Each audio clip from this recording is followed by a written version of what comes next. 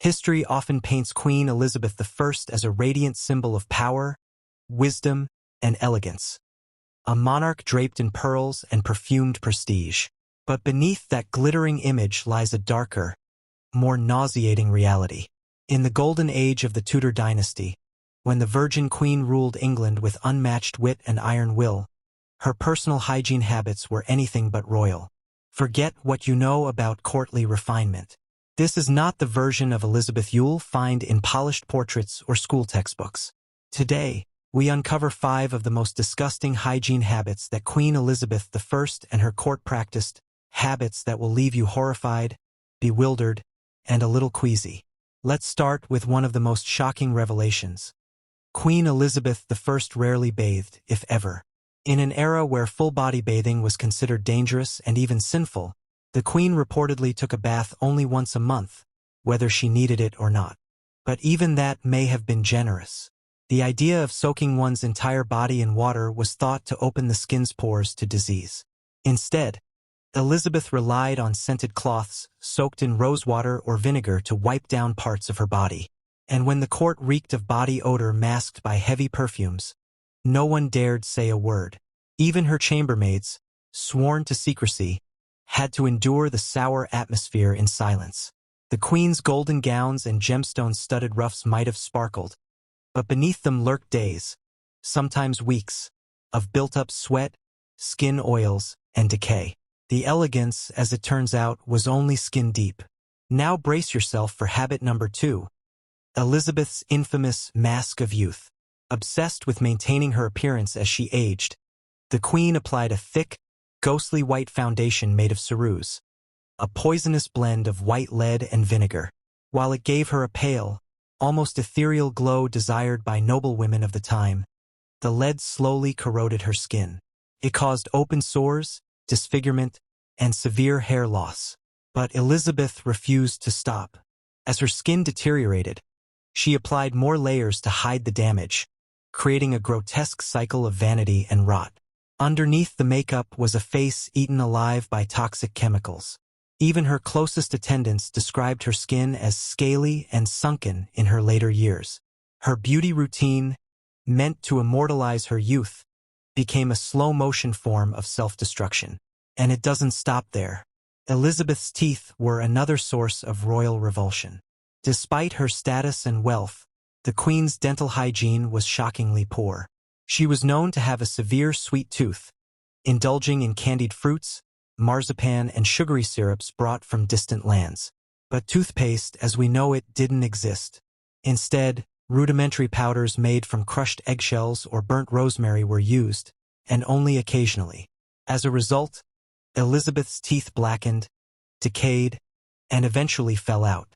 By the time she reached old age, she reportedly had few natural teeth left, and her breath was so foul that foreign ambassadors avoided standing close during court discussions. In one account, a visiting envoy from France remarked that her mouth reeked of death. Yet, as with everything else about the Virgin Queen, appearances were everything. She wore false teeth made from wood or ivory, which made it difficult for her to speak clearly. But again, no one dared criticize her.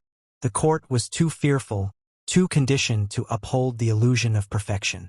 Now let's talk about her hair, or what was left of it. As Elizabeth's use of lead-based makeup ravaged her face, it also caused her eyebrows and eyelashes to fall out. Her once iconic red hair began to thin dramatically. To maintain her image, she began wearing elaborate wigs made from horsehair or the real hair of deceased noblewomen. These wigs were rarely cleaned and often swarmed with lice and mites. In an attempt to keep them smelling fresh, the Queen's attendants doused them in perfumes and oils, but nothing could truly mask the filth within. Some historians claim she even developed sores on her scalp due to the constant use of these heavy, unwashed wigs. The irony? The Virgin Queen, admired across Europe for her beauty, was hiding a decomposing crown beneath her coronet. And finally, the Queen's chambers, her private quarters where she dressed, slept, and sometimes even conducted royal affairs, were far from the pristine palace rooms shown in Tudor dramas. Despite being filled with velvet drapes and gilded furniture, her bedchamber was often infested with fleas and lice.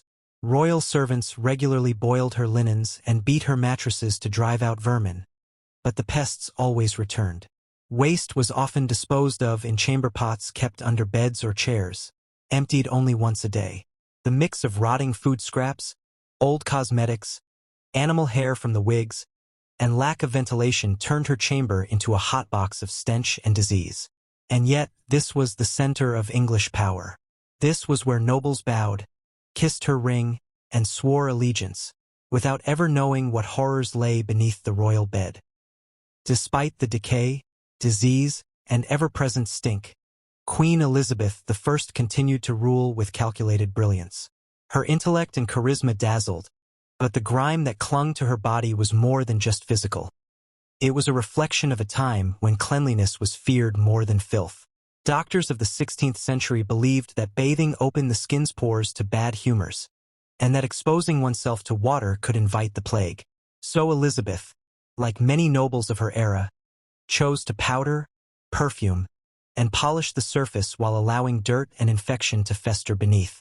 And she wasn't alone.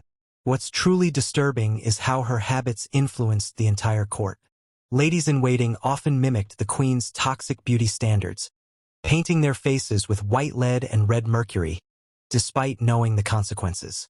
One noblewoman reportedly collapsed after her skin began peeling off in layers. But no one dared abandon the ritual. It was more important to appear youthful, royal, and obedient than to live in comfort or health. Even the royal physicians enabled this madness, prescribing mercury rubs for skin corrections and encouraging the continued use of harmful concoctions in the name of beauty. The psychological toll of maintaining such a grotesque illusion was devastating. Behind her public image of confidence and authority, Elizabeth was deeply paranoid about aging, decay, and mortality. She reportedly refused to look into mirrors in her final years and forbade anyone from mentioning her physical decline. Her courtiers were instructed to never speak of her missing teeth, her discolored skin, or the smell that followed her. It was an unspoken law at court.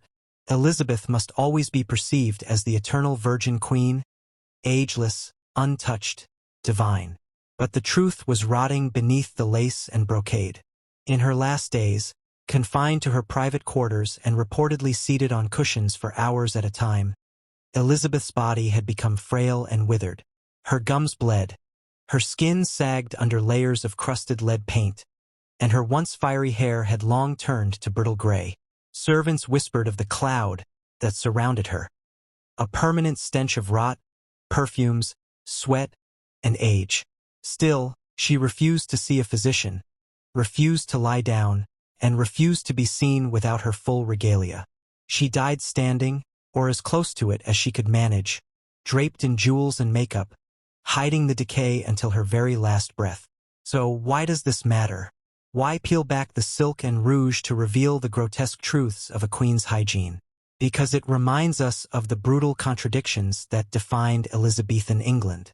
A golden age of exploration, art, and literature, wrapped in filth, rot, and superstition. The Virgin Queen, whose reign symbolized refinement and empire, lived in a body that decayed long before her death. Her reign was not just built on power and politics, but also on fear, denial, and the desperate illusion of immortality. And perhaps the most haunting part of it all, the very people who admired her, both then and now, will never know what she truly endured behind closed doors. A woman crushed under the weight of her own myth. A queen embalmed in powder, locked in layers of cloth, and buried alive in perfume. If you found this story as jaw-dropping as we did, make sure to like this video, subscribe to Dark Past Uncovered, and hit the bell icon so you never miss a journey into the grim realities hidden behind royal portraits. Let us know in the comments, which fact about Queen Elizabeth shocked you the most? And remember, history isn't always clean.